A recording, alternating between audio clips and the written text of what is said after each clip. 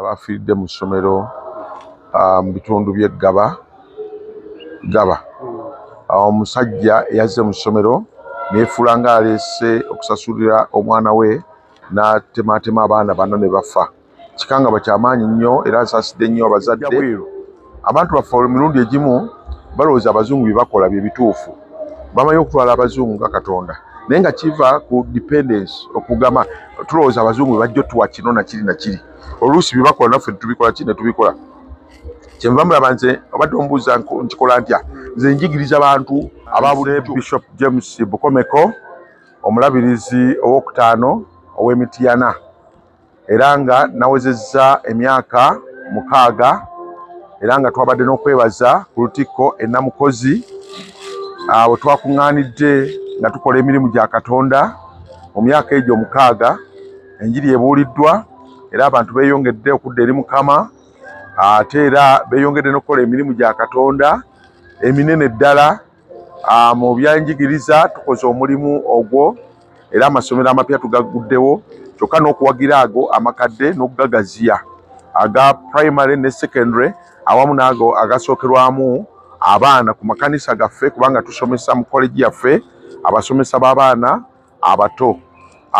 Tukoze ku nsonga ez'abakyala, tukoze ku nsonga z'abakadde n'abavubuka, ate n'abaana abato kubazzaamu amaanyi, n'okusingira ddala nga tuyigiriza abazadde n'okusingira ddala bataata okumanya omulimu gwabwe ogw'okulabirira abaana basobole okuvaamu abantu ab'omuwendo nga bakuze, n'obutafumbiza abaana bato, n'okujigiriza abazadde okuwagira abaana nga bali mu ssomero, kubanga abantu bangi naddala bannabyabufuzi bakikozesa ng'ekibafunira nga bategeeza abazadde obutasapootinga abaana baabwe nti babasuule busuuzi mu masomero. Naye ng'ekituufu kiri nti amasomero n'agayambibwako gavumenti ebyetaago byonna tebiriiyo. Abazadde ffe tulina we need to supplement ku ebyo gavumenti byekola ki byetuwa, ebyetukwatiddeko bukwatizi n'ekendeeza kye twalibadde tuwa, era tugyebaza nnyo n'omulimu gavumenti gwekoze mu by'amasomero. Naye ate abazadde tuleme kuba nafuya nga tubagamba tawaayo kantu konna, ate nga abasomesa abamu mu masomero agamu tebamala. Tulina okuleetayo abasomesa abaana basobole okufuna emisomo gyennyini. Kale nno leero era tukuŋŋaanyeko wano ng'abaana ab'Emityana ekiwaatule. Njaga kwebaza ennyo kubanga twadde tulina okukuŋŋaanya amaka g'omukristaayo waffe Mwami Kikabi, naye ng'ate muweereza wano ekiwaatule, naye olw'okuba nti wagazi ne tusalawo tukuŋŋaanire wano ku kanisa. Twagala okwebaza Katonda olw'abaana abo basobodde okujja abava mu bwassabadinkoni bw'Ekisojjo. Tusinkana abaana okuva mu bwassabadinkoni obw'enjawulo, ate mu mwaka ne tukuŋŋaanirako e Mmengo. Ku mulundi guno tujja kuŋŋaana nga 18 ku Mmengo Senior School. Era nkubiriza buli ampuliriza ng'alina akakwate n'Emityana, abaana baffe ab'Emityana tukuŋŋaana, era tukuŋŋaana okuva ku ssaawa 3 ne tusaba, ate ne twemanya ogw'omusanvu. Ate nga mu kwemanya okwo tufuniramu n'ebira bingi. Ofuniramu lubeera lutindo. Oyinza okusangamu omuntu gwe wayagala edda ng'akola ekintu kye wayagala edda, bikwatagana n'emirimu gyo, ojja kugaziwa nga Zabbuli 133 bw'egamba nti laba kiri ekirungi abooluganda okutuula awamu nga mutabaganye, kiringa amafuta agayiddwa ku kirevu kyalo ne gakuta ku kyambalo kye. Yali ayogera ku mikisa egyo gye tufuna nga tukuŋŋaanye awamu. Lwekyo n'okubiriza abaana baffe abava mu dayisisi y'Emityana twongere okukolaganira awamu twemanye. Tujja kukola n'ebirala bingi, era kati wenjogerera tulina ekizimbe kitwatandika omwaka gumu n'emyezi 5 nga kya myaliro 5 mu kibuga Mityana, bagiyita Ebenezer Shopping Mall, naye nga tuli mu kukimaliriza. Era abaana abato be batukulembeddemu, abaana abo abato okuviira ddala ku mwana eyakazaalibwa ennaku 2 bonna beenyigiramu. Era batuwadde cash $420,000 newankubadde zaaweddeyo mu wiiki emu kubanga byetukola binene, naye twagala tukigwe mu myezi 2 egigenda okuddako. Tujja kuba twali twagala $9,000,000 ne tufunako. Abaana abato batuwadde $420,000 ate cash. Ffe waffe kakati abantu bagaba cash n'okusinga ddala abaana abato batuwa cash. Kale nno tusaba Katonda twongere okukolera awamu, tujja kumaliriza omulimu guno awamu n'emikwano gyaffe abatali b'Emityana naye nga mikwano gyaffe, mikwano gy'abaana abava Emityana, mikwano gyaffe ng'obulabirizi, tuyongera obbakoola, twongere okubeera awamu, tukolere wamu emirimu gya Mukama, tujja kusobola okukola ebyo ebitayinzika. Musumba okwawukanako n'awalala oliwo ogenda olekawo kyebayita okubuulira kyekyo ekikuyambako okuba ekikooli. Ekinyambako kyekino ekirabo era kyengezaako okukola okuyigiriza abantu nti amaanyi gaffe gali mu bantu, amaanyi gaffe tegali mu bintu. Emirundi mingi abantu balowooza nti amaanyi gaabwe gali mu ssente, gali mu bintu. Nedda, obugagga bwenjigiriza abantu nti bantu, bw'obeera n'abantu. Ekyokugeza nga bwe ŋŋambye nti abaana abato, ani amanyi nti abaana abato bayinza okukuwa millions 4, naye nze nkimanyi. Byonna gye mbadde mpita, abaana abato nga bankolera, abavubuka n'abakadde, buli muntu yenna mutwala nga wa muwendo, era bayita bazungu bange. Y'ensonga lwaki tusobola okukolera ki awamu.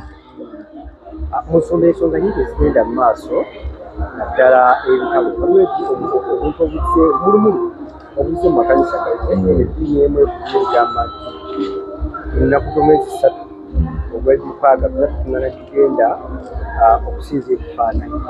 Kyoyinza okwogera ku ddala ddiini ddala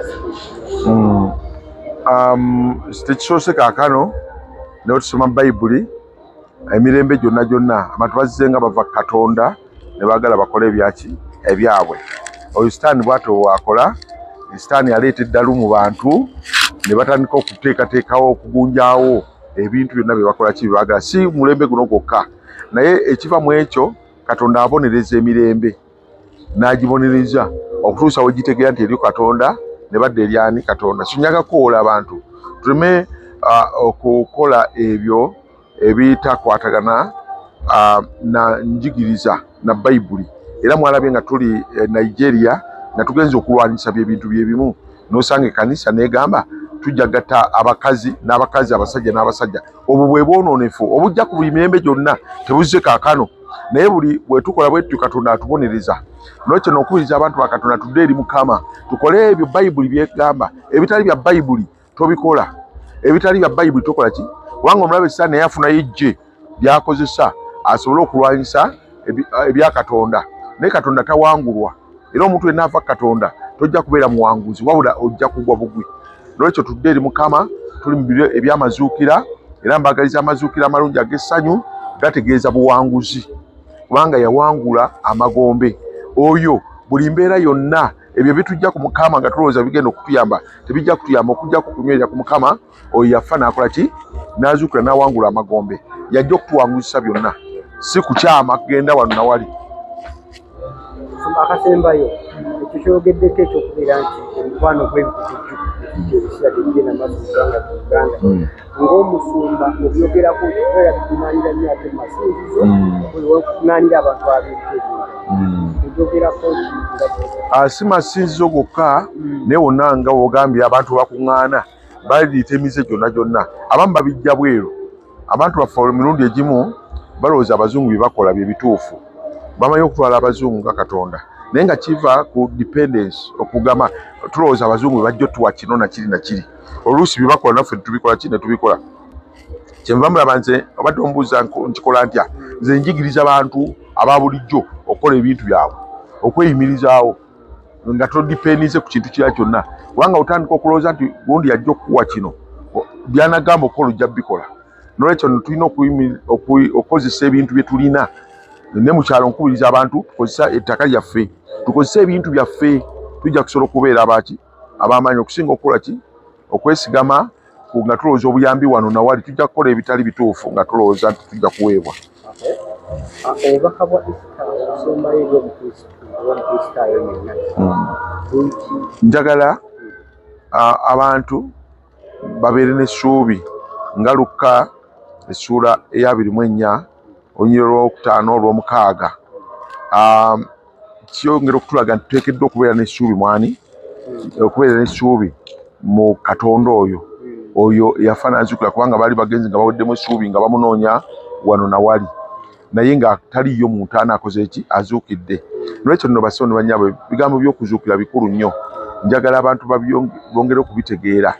Essuubi lyaffe lituli mu Katonda oyo, kubanga ye tafa. tewaliwo mbeera eyinza kumulema. Essuubi we ligwa mu bantu basobola okukola byonna byonna, naye nsaba tuleme kuggwamu essuubi. Byonna ebitusoomooza tutunuulire oyo, tumuteekeko omutima gwaffe, ajja tuwanguzisa byonna ne bye tulowooza nti tebikola ki tebisoboka. Mbaagaliza amazuukira amalungi ag'essanyu. Akasembeeyo ddala kalinga akatono ate nga kanene. Ekikanga bwe kyatudde ku masomero bakiwulidde, abazadde bafugwa abaana b'enjagala bana. Kiraga ki ssaawa zino mu kaseera kano? Njagala okusooka byonna okusaasira abaana bafiiridde mu ssomero mu bitundu by'e Gaba. Omusajja yazze mu ssomero neefuula ng'aleese okusasulira omwana we n'atematema abaana bana ne bafa. Kikangaba ky'amaanyi nnyo era asaasidde nnyo abazadde n'essomero eryo awamu n'eggwanga lyonna. Abantu oluusi bakola ebyo nga baweddemu essuubi. Nga bwe nagambye nti amazuukira gano gakomyawo essuubi. Waliwo abenyigiriza abantu, abamu ne banywa ebiragalagala, abamu ne beekyawa. Njagala kubategeeza essuubi lyokka lituli mu Mukama. Tulekeraawo okulowooza nti nno bwe tunaagenda wonna wali we tujja okufuna essuubi lyaffe liri mu Mukama yekka.